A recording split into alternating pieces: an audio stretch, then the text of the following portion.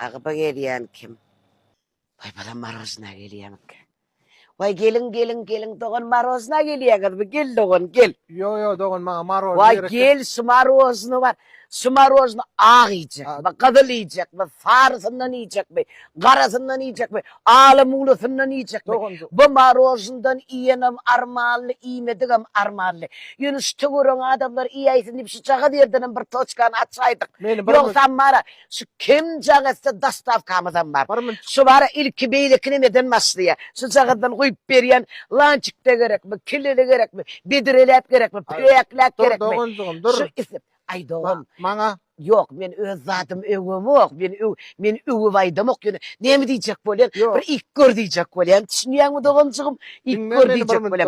Yok. Siz ilk görün ilki. Siz ilk görün. Ovadan marozlu. Beyle ovadan marozlu görelim derdim. Seret doğum. Seredini seret. Bana serede. Siz ilk görün. Sen yürücün yanıp duran adamdan bilir ya da şundan. Yürücün yanıp dur sen. Al. İyi doğumcuğum. İyi ondan uğurlaşıyor ikimiz. Arkayın iyi. Men var. İyi. Ondan uğurlaşıyor. Men var. Aha. Vay inni dinleyin doğanım sen inni dinleyin. Aydı verin. Puluna ver ay puluna ver. Pul verecek doğun. Doğmağa deyin o da vermin bu tuğruktu. Neyme mağazı? Doğmağa deyin. Mağazı? Oo. O mağazının neyme satılıyor?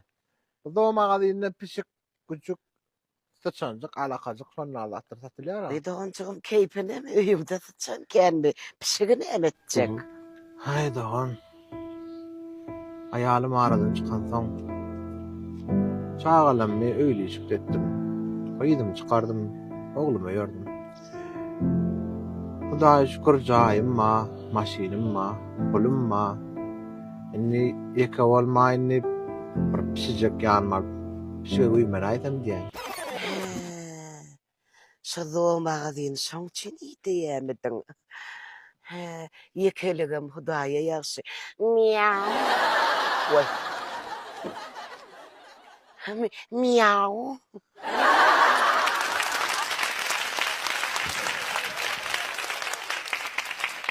Miau. Miau.